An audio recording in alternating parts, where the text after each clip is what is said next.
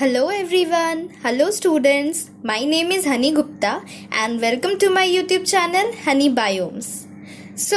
जैसा कि मैंने अपने पहले क्लास में यानी कि फ्लाइट अडेप्टेशन इन बर्ड्स वाले क्लास में बोला था कि मैं इसका एक सीक्वल बनाऊंगी जिसमें कि हम लोग mechanism of flight in birds पढ़ेंगे। आज की हमारी क्लास इसी टॉपिक पर है कि बर्ड्स आखिर उड़ती कैसे है, उनका फ्लाइट का मैकेनिज्म क्या है। Mechanism of flight in birds.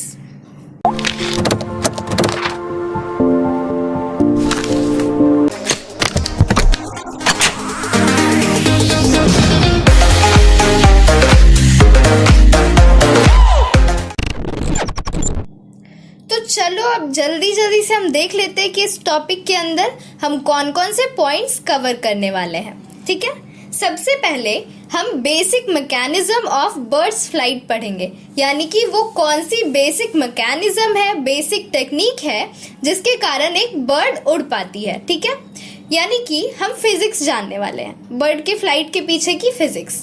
डरना नहीं है, आप लोग बायोलॉजी के स्टूडेंट्स हैं एंड सोच रहे होंगे कि फिजिक्स हमें नहीं आती, तो डरने की कोई ज़रूरत नहीं है, बहुत इजी वे में समझाया जाएगा। उसके आगे हम पढ़ेंगे बर्नौलीज प्रिंसिपल। ठीक है, फिर थर्ड में हम जानेंगे विंग्स के मॉडिफिकेशन। ऐसे तो मैंने ये पहले पार्ट में भी बताया था, इस टॉपिक की जो पहली पार्ट थी मैंने उस पर भी एक वीडियो बनाया है, यानी कि फ्लाइट अडेप्टेशन इन बर्ड्स। तो आप में से जिन लोगों ने भी नहीं देखा है वो वीडियो, आप यहाँ आई बटन पर क्लिक करके और देख सकते हैं। ठीक है, तो आपको चीज़ें थोड़ी ज़्यादा अच्छी तरीके से समझ आएंगी।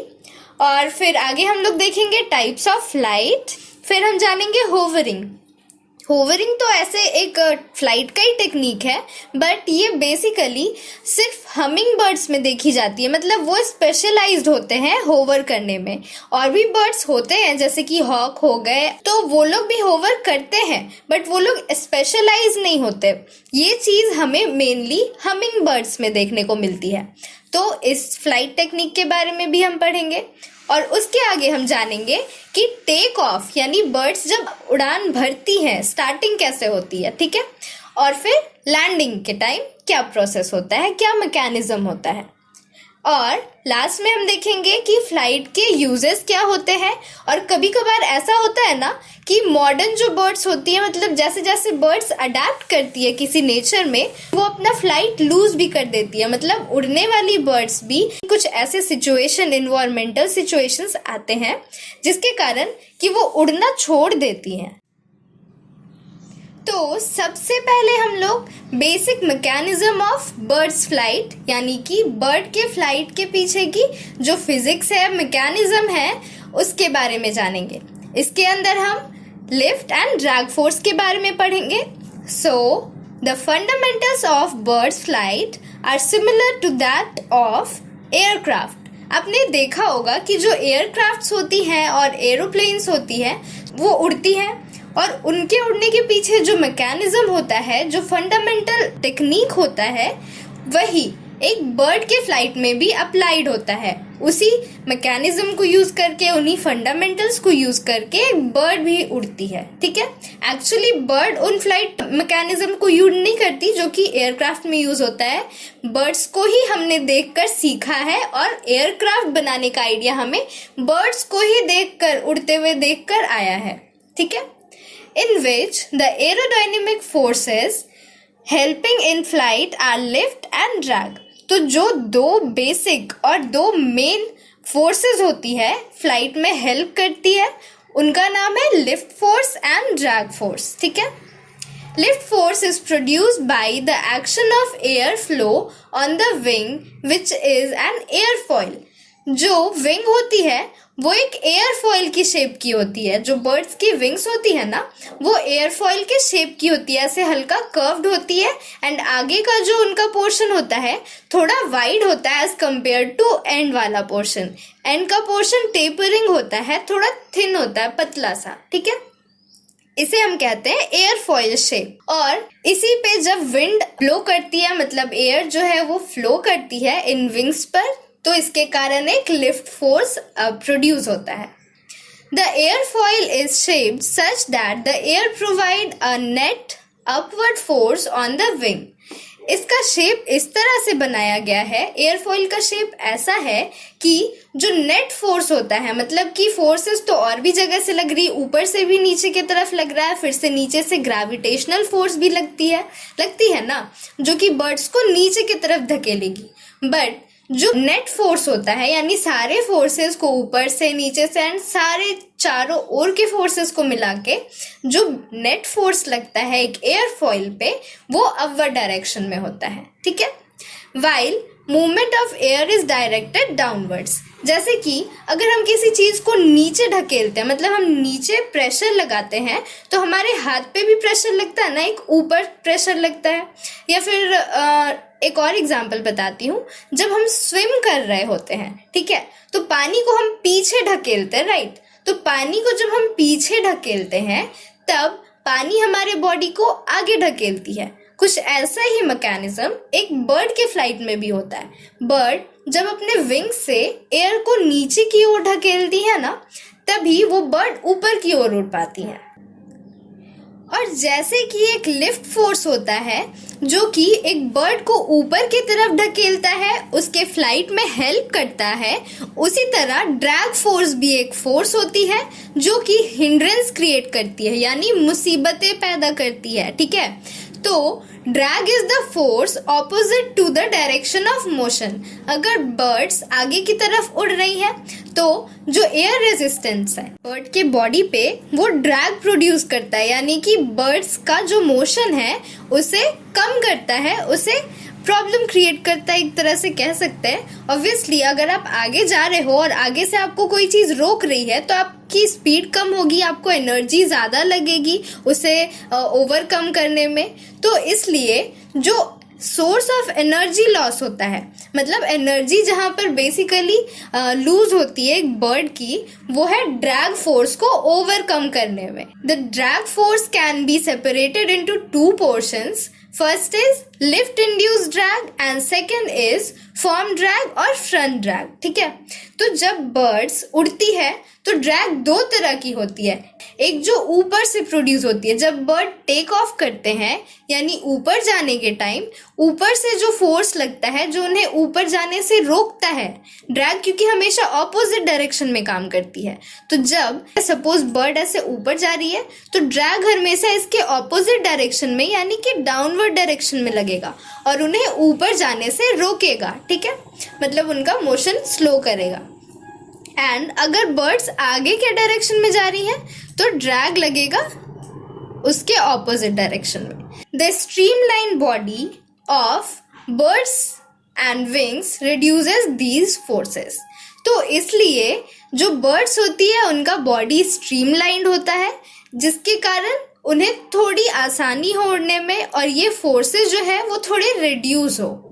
मैंने फिर से मैं ये बता दे रही हूँ कि फर्स्ट चैप्टर में, इसके फर्स्ट पार्ट में इस वीडियो के मैंने बताया था कि वो चीज़ें काम कैसे करती है, किस तरह से स्ट्रीमलाइन बॉडी जो है वो हेल्प करती है बर्ड के फ्लाइट में। तो आप लोग देख लीजिएगा वो वीडियो।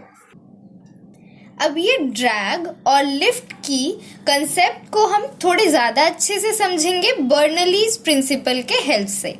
बर्नौलीज़ प्रिंसिपल जो है वो हमें ये बताती है कि एक एयरक्राफ्ट और एक बर्ड का जो विंग का शेप होता है, यानी कि ये जो एयरफॉइल शेप है, इसके कारण एक बर्ड कैसे लिफ्ट अचीव कर सकते हैं, उनके बॉडी में लिफ्ट कैसे आ सकता है, ठीक है। तो ये समझने के लिए हम एक एग्जाम्पल भी देखेंगे आगे कि जब कोई भी बोट सेल कर रही होती है, नाव तैर रही होती है रिवर में, तो क्या होता है कि जब भी वो कोई वाइडर एरिया में हो, नदी के वाइडर पार्ट में हो, तब बोट स्लोली चलती है। जैसे कि अभी ये वाइडर पार्ट में है तो स्लोली चलेगी बोट, राइट। और यही जब बोट वाइडर एरिया से रिवर के नैरो पार्ट की तरफ जाती है तो इसकी स्पीड इंक्रीज हो जाती है। ऐसा क्यों होता है? क्योंकि वाइडर एरिया में भी पानी का जो अमाउंट है, यानी कि जो वॉल्यूम है पानी की, वो तो उतनी ही है ना। आपने देखा होगा कि जब पाइप से हम पानी डालते हैं, पौधों में पानी पटाते हैं, तो जब पाइप से नॉर्मली हम पटाते हैं तो धीरे धीरे पानी गिरती है, कम दूरी तक जाती है। और वही जब हम प्रेशर बढ़ा देते हैं उसका साइज डिक्रीज करके, पाइप को ऐसे प्रेस करके, तो क्या होता है कि एरिया कम हो जाती है पाइप की, पानी को निकलने का जगह कम मिलता है, नैरो एरिया हो जाती है और वहां से पानी का स्पीड इंक्रीज हो जाता है और वो ज़्यादा दूर तक भी जाती है। तो सेम चीज़ हमें यहाँ पर विंग्स में देखने को मिलती है एक बर्ड की। यहाँ पर आप देख सकते हैं आगे का जो हिस्सा होता है बर्ड का वो थोड़ा वाइड होता है, थिकर होता है, एंड पीछे का हिस्सा थोड़ा टेपरिंग होता है, पतला होता है। तो इसलिए जब भी आगे से एयर आ रही होती है तो एयर को जाने के लिए यहाँ पर आप देख सकते हैं इतना ही सा स्पेस मिल रहा है, इसलिए यहाँ पर स्पीड जो है, वेलोसिटी ऑफ एयर इंक्रीज हो जाती है ऊपर वाले पोर्शन में। विंग्स के ऊपर वाले पोर्शन में एयर को पास होने का कम जगह मिलता है, कम स्पेस मिलती है, तो इसलिए यहाँ पर वेलोसिटी इंक्रीज हो जाती है। और वही नीचे वाले पार्ट में जैसा कि आप देख सकते हैं एयर को पास होने के लिए ज़्यादा स्पेस प्रोवाइड हो रहा है, तो इस कारण से भी, और प्लस यहाँ पर टेपरिंग जो विंग है नीचे की ओर फोल्डेड है, तो इसलिए एयर यहाँ पर बहुत स्लो वेलोसिटी में बहुत धीरे धीरे फ्लो करती है। तो बर्नौलीज थ्योरम एक्चुअली हमें क्या सिखाता है कि जहाँ पर भी वेलोसिटी ज़्यादा है, यानी कि बर्ड के ऊपर वाले पार्ट में एयर फ्लोज फास्टर, तो इसलिए क्या होता है कि fast moving air equals air pressure, low air pressure. जहाँ पर वेलोसिटी ज़्यादा है एयर की, वहाँ पे एयर प्रेशर क्या है, कम है। वेलोसिटी ज़्यादा है तो एयर प्रेशर कम है, ठीक है। और जहाँ पे वेलोसिटी कम है, एयर की वेलोसिटी, यानी कि नीचे वाले पोर्शन में अंडरनीथ द विंग्स वेलोसिटी कम है एयर की, तो इसलिए यहाँ पर प्रेशर जो है वो ज़्यादा क्रिएट होगा। तो अल्टीमेटली क्या होगा कि नीचे ज़्यादा प्रेशर है, ऊपर कम प्रेशर है, तो नीचे से पुश किया जाएगा। उनके विंग्स जो है वो एयर के द्वारा, एयर के कारण ऊपर की ओर पुश होंगी और उसके कारण बर्ड के पूरे बॉडी को एक लिफ्ट मिलेगा ऊपर की तरफ, ठीक है।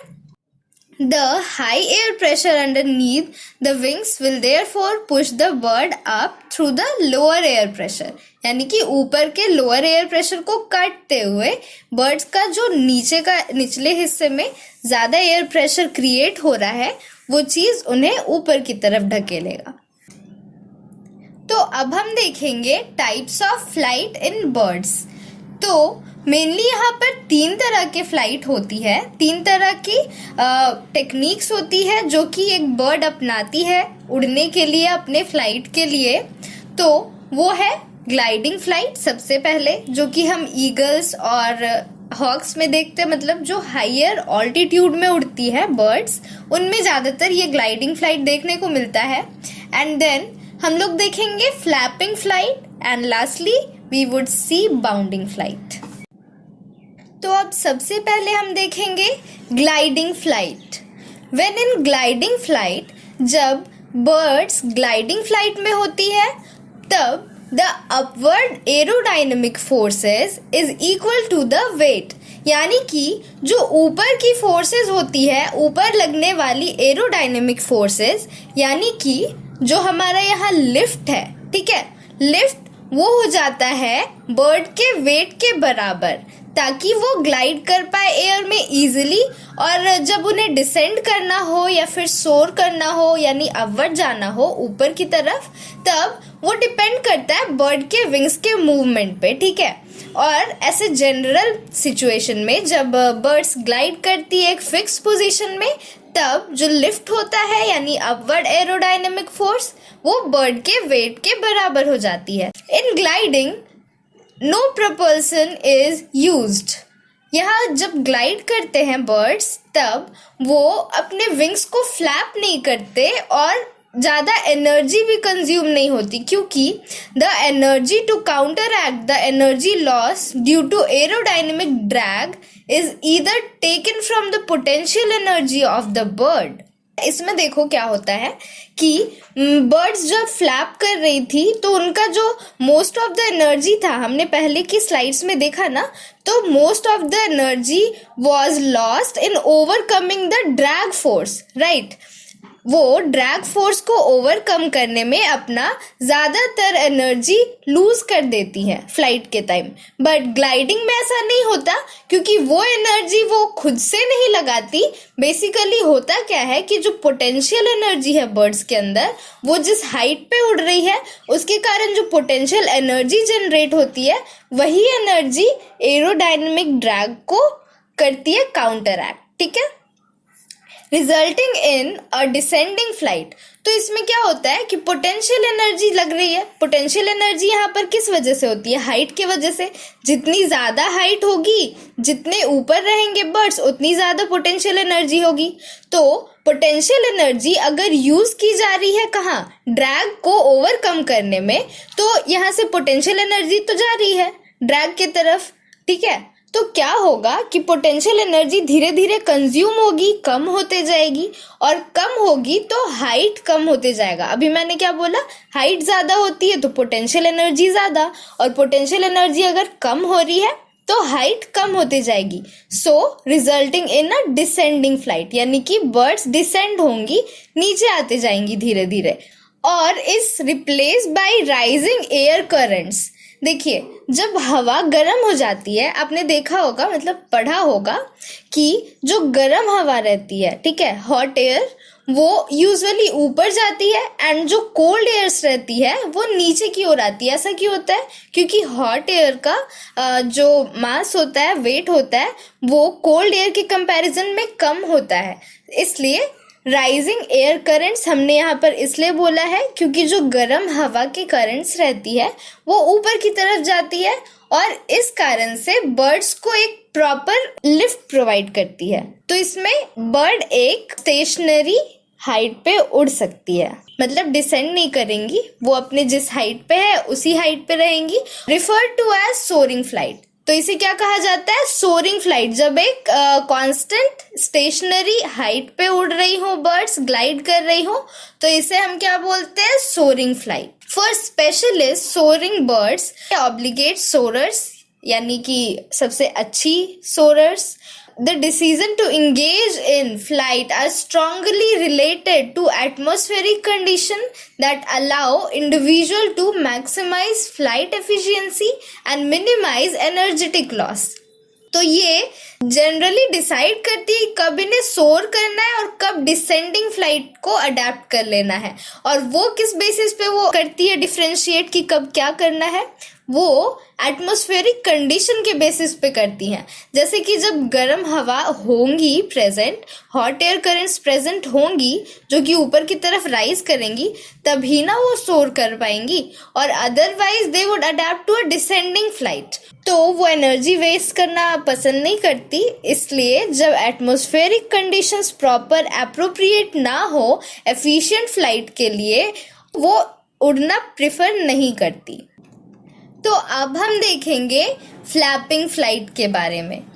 When a bird flaps as opposed to gliding, flapping में क्या होता है कि बर्ड अपने विंग्स को अंदर से बाहर की ओर रोटेट करती है। तो फ्लैपिंग जो है वो बिल्कुल ही ऑपोजिट है ग्लाइडिंग के।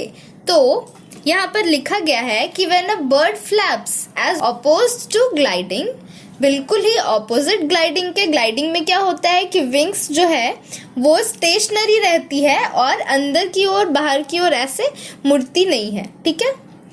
It's wings continue to develop lift. तो लिफ्ट तो वैसे ही जनरेट होता है, जैसे कि ग्लाइडिंग में बर्ड्स अपने विंग्स को यूज करी थी लिफ्ट जनरेट करने के लिए, वैसे ही यहाँ पर फ्लैपिंग में भी बर्ड्स अपने विंग्स को यूज करती है लिफ्ट जनरेट करने के लिए।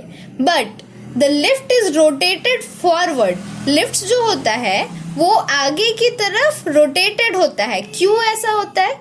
क्योंकि वो थ्रस्ट प्रोवाइड करता है, एंड दिस थ्रस्ट हमने पढ़ा था ना कि वो थ्रस्ट जो है पीछे से लगती है, एक फोर्स होती है जो पीछे की ओर से, यानी कि फ्लाइट के ऑपोजिट डायरेक्शन में। अगर मान लो बर्ड्स इस डायरेक्शन में जा रही हैं, तो ड्रैग हमारा किस तरफ से लगेगा? इस तरफ से, यहाँ से ड्रैग लग रहा है, ठीक है, ड्रैग। और इसके सेम डायरेक्शन में, यानी कि फ्लाइट के डायरेक्शन में थ्रस्ट प्रोड्यूस होता है। तो हम देखेंगे क्या कि ये जो थ्रस्ट होता है काउंटर एक्ट करता है ड्रैग को and ultimately it increases the speed of birds. तो ड्रैग अगर आगे से रोकने की कोशिश कर रहा है, बर्ड्स के स्पीड को डिक्रीज करने की कोशिश कर रहा है, तो विंग्स को जब वो आगे की तरफ रोटेट करती है तब क्या होता है कि थ्रस्ट प्रोड्यूस होता है एंड वो ड्रैग को कैंसिल आउट करता है, काउंटर एक्ट करता है और बर्ड्स को स्पीड प्रोवाइड करता है। और ये नीचे की तरफ भी विंग्स को फ्लैप कर रही हैं, तो इससे जो वेट का फैक्टर होता है, ग्रेविटी फैक्टर होता है और बर्ड के बॉडी वेट का फैक्टर होता है, उसको भी काउंटर एक्ट करती है। तो उससे क्या होता है कि they maintain height while their flight. उड़ने के समय वो अपना हाइट को मेंटेन रखती है और क्लाइंबिंग में भी हेल्प करता है। उड़ने के दौरान ऊपर जाने में भी हेल्प करता है। क्लाइंबिंग मतलब ये नहीं कि अभी यहाँ पर कोई लैडर वैडर चढ़ रही है, सीढ़ियाँ चढ़ रही हैं। क्लाइंबिंग का मतलब यहाँ पर है कि फ्लाइट में ऑल्टीट्यूड इंक्रीज करने में, हाइट इंक्रीज करने में हेल्प करता है ये काउंटर एक्टिंग फैक्टर जो होता है। Flapping involves 2 stages, the down stroke which provide the majority of the thrust. ये डाउन स्ट्रोक है, स्टार्टिंग वाला फेज जो है वो डाउन स्ट्रोक है। डाउन स्ट्रोक में क्या होता है कि एयर होता है उसे नीचे की ओर और पीछे की ओर ढकेलती है। तो उससे क्या होगा कि अगर नीचे प्रेशर लगा रही है तो उनका बॉडी जो है वो ऊपर की तरफ लिफ्टेड होगा। नीचे हम लोग फोर्स लगाए विंग्स से, हम नहीं मतलब बर्ड्स, तो वो ऊपर की तरफ लिफ्ट हो जाएंगी। एंड द अपस्ट्रोक जो होता है वो प्रोवाइड सम थ्रस्ट। तो अपस्ट्रोक से भी कुछ थ्रस्ट प्रोवाइड होती है बर्ड्स को। बेसिकली अपस्ट्रोक में वो क्या करते हैं, एनर्जी को रीगेन करते हैं अपने अंदर और फिर डाउन स्ट्रोक के लिए एनर्जी स्टोर करते हैं। यहाँ पर कम थ्रस्ट प्रोवाइड होता है। Now lastly bounding flight. Small birds often fly long distances using a technique in which short bursts of flying are alternated with intervals in which the wings are folded against the body.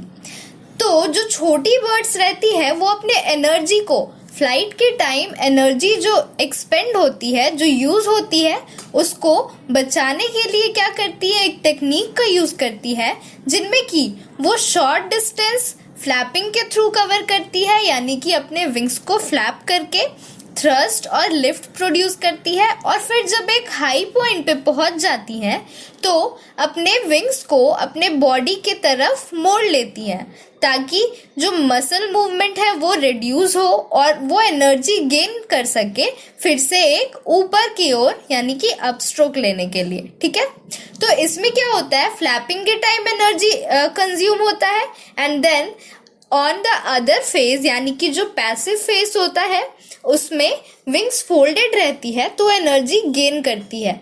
ये बहुत ही ज़्यादा efficient होता है छोटे birds के लिए, long distance travel करने के लिए।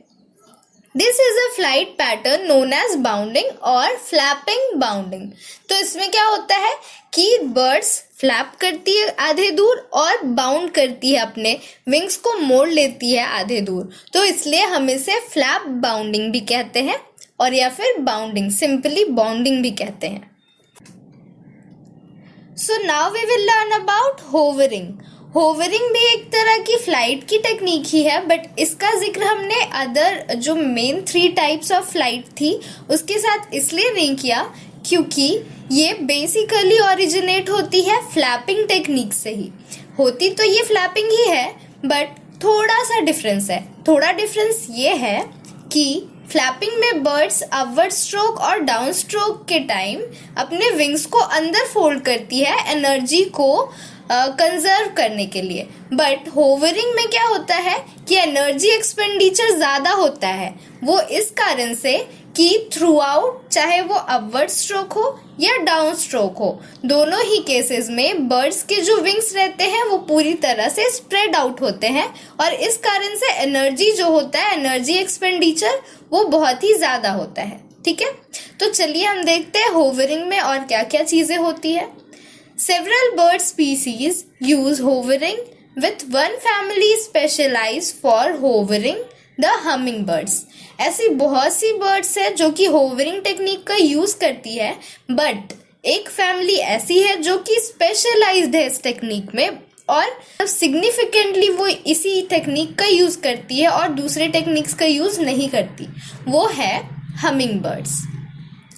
True hovering occurs by generating lift through flapping alone rather than by passage through the air। देखिए, हमने और भी तरह के फ्लाइट टेक्निक्स देखे, उसमें क्या होता है, एयर करंट्स हेल्प करते हैं, जैसे ग्लाइडिंग में जो राइजिंग एयर करंट्स होती है वो हेल्प करती है, एंड देन फ्लैपिंग में जो एयर पैसेज होता है यानी थ्रस्ट के कारण जो विंग्स के साथ एयर का काउंटर एक्शन होता है वो हेल्प करता है लिफ्ट प्रोड्यूस करने में। बट यहाँ पर होवरिंग में जस्ट अलोन बाय फ्लैपिंग, ठीक है, flapping alone generates this lift requiring considerable energy. इसमें बहुत ही ज़्यादा एनर्जी का यूज़ होता है क्योंकि बस फ्लैपिंग ही है जो कि बर्ड को लिफ्ट प्रोवाइड कर रहा है, कोई एयर नहीं है, कोई सेकेंडरी फैक्टर नहीं है जो कि हेल्प कर रही है बर्ड्स की, और उन्हें बस फ्लैपिंग के ज़रिए ही खुद को लिफ्ट करना होता है, इसलिए बहुत ही ज़्यादा एनर्जी एक्सपेंड होती है। This usually confines the ability to smaller birds, but some larger birds such as kite or osprey can hover for a short period of time। ये जो एबिलिटी है वो कन्फाइड है, मतलब लिमिटेड है कुछ स्मॉलर बर्ड्स तक ही, मतलब स्मॉलर बर्ड्स ही इसे अच्छे से कैरी कर सकती है, होवरिंग टेक्निक को यूज कर सकती है। बट ऐसे कुछ बड़े बर्ड्स भी है जैसे कि काइट और ऑस्प्रे जो कि शॉर्ट डिस्टेंस के लिए थोड़े टाइम के लिए होवर कर सकते हैं। Hummingbirds are unique exception, वो बहुत ही ज़्यादा यूनिक है हमिंग बर्ड्स इस केस में, क्योंकि वो मोस्ट अकम्पलिश्ड होवरर्स है, मतलब सबसे बेस्ट, सबसे ज़्यादा अच्छे से जिन्होंने अडेप्ट किया है इस टेक्निक को वो हमिंग बर्ड्स है। Humming birds generally on a general basis 43 times per second, मतलब एक सेकेंड में 43 टाइम्स अपने विंग्स को फ्लैप करती है, या आप कह सकते हैं बीट करती है, एक सेकेंड में 43 टाइम्स। अच्छा, आप ट्राई करना, एक सेकेंड में आप अपने हाथों को 43 टाइम्स क्लैप भी कर सकते हैं या नहीं? इट्स रियली वेरी डिफिकल्ट, लेकिन ये 43 टाइम्स अपने विंग्स को बीट करती है, and sometime it may go to 80 times per second. That's really amazing, isn't it? अब जब हमने मैकेनिज्म और टाइप्स ऑफ फ्लाइट के बारे में जान लिया है, तो हम यहाँ पर जानेंगे कि टेक ऑफ यानी कि बर्ड्स उड़ने से पहले टेक ऑफ कैसे करती है, खुद को प्रिपेयर कैसे करती है, और लैंडिंग के टाइम वो खुद को कैसे प्रिपेयर करती है, कैसे लैंड करती है। यहाँ पर मैंने बहुत ही ब्रीफ डिस्क्रिप्शन दिया है, बहुत ही छोटे फॉर्म में समराइज करके बताया है, बट आप सभी को अगर इसका एक डिटेल व्यू चाहिए हो, डिटेल डिस्क्रिप्शन चाहिए हो, तो आप यहाँ पे कमेंट सेक्शन में नीचे लिख सकते हैं, ठीक है, मैं उस पर भी एक वीडियो बना दूंगी।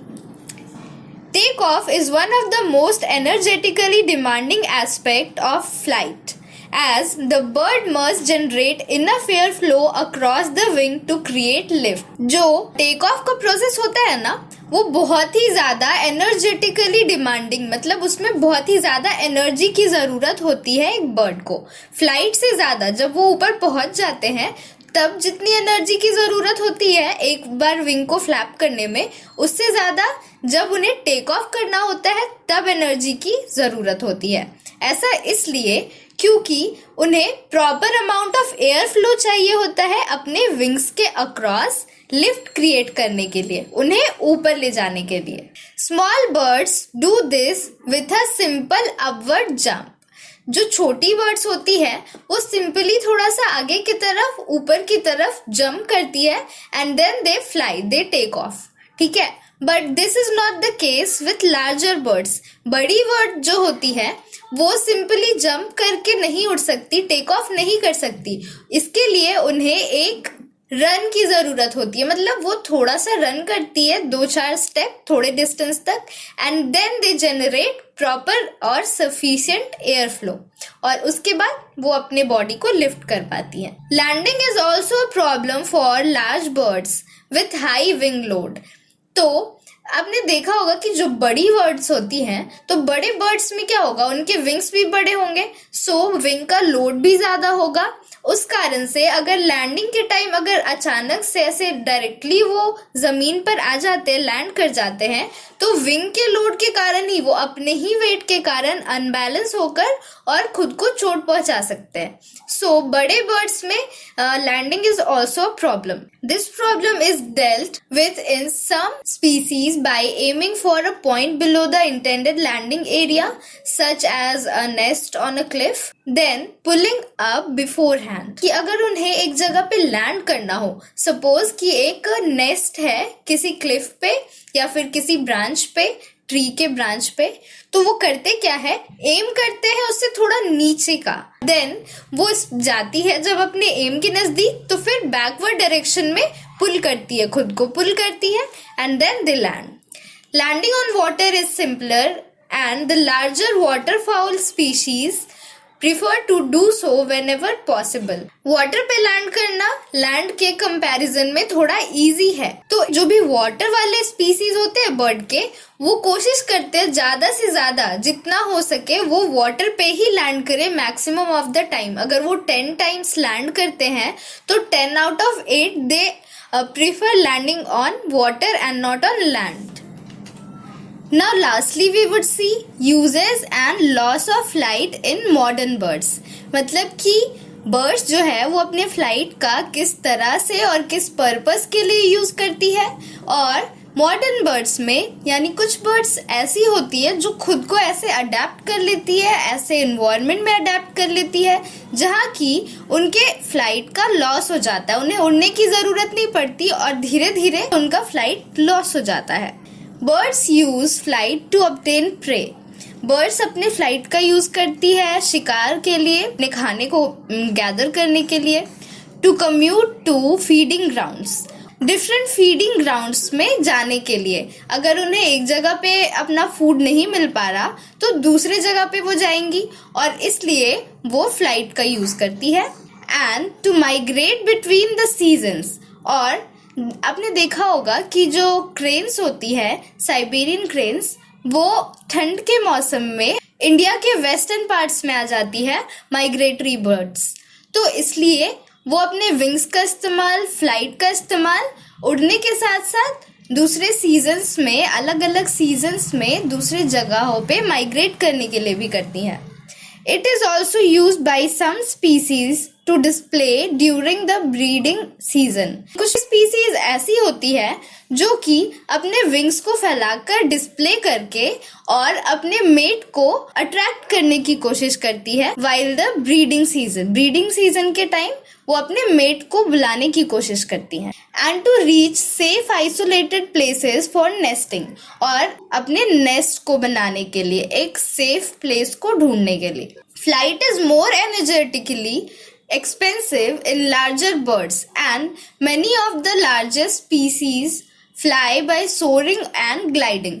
हमने अभी देखा कि soaring and gliding में क्या होता है कि विंग्स का मूवमेंट जो होता है वो मिनिमल होता है, इसलिए एनर्जी एक्सपेंडिचर बहुत कम हो जाती है। बड़ी बर्ड्स की स्पीसीज है वो सोरिंग एंड ग्लाइडिंग टेक्निक का ही यूज करती है without flapping their wings. As much as possible, जितना हो सके वो वही प्रिफर करती है, soaring and gliding technique. Birds that settle on isolated oceanic island that lack ground based predators often lose the ability to fly. कई बार ऐसा होता है कि कुछ माइग्रेटरी बर्ड्स गलती से रास्ता भटक के या फिर कभी कभार ऐसे जानबूझकर भी आप कह सकते हैं किसी ऐसे आइलैंड पर चली जाती है जहां पर ग्राउंड बेस यानी कि जमीन पे रहने वाले प्रीडेटर्स, उनके शिकारी जो बर्ड्स का शिकार कर रहे या बर्ड्स पे फीड करते हो, ऐसे प्रीडेटर्स वहां पे नहीं होते, तो इसलिए उन्हें जमीन पर खतरा तो है नहीं, तो उड़कर जाने की कहीं जरूरत नहीं है, इसलिए वो लोग फ्लाइट का एबिलिटी लूज कर देती हैं। This illustrates both flights importance in avoiding predators and it's extreme demand for energy. यहाँ पर आपको दोनों ही चीजें दिख रही है कि फ्लाइट कितनी इंपॉर्टेंट होती है प्रीडेटर से बचने के लिए, इतनी इंपॉर्टेंट होती है प्रीडेटर्स का ना होना अकेले एक यही फैक्टर किसी बर्ड के फ्लाइट लॉस का कारण बन सकता है। और साथ ही साथ यहाँ पर ये भी शो हो रहा है कि कितना ज़्यादा एनर्जी डिमांड होता है फ्लाइट में कि अगर बर्ड्स को ज़रूरत ना हो उड़ने की, वो एबिलिटी ही खो देती है उड़ने की। With this we have come to an end of this video. Please do like, share and comment. And also don't forget to subscribe to my channel. Thank you.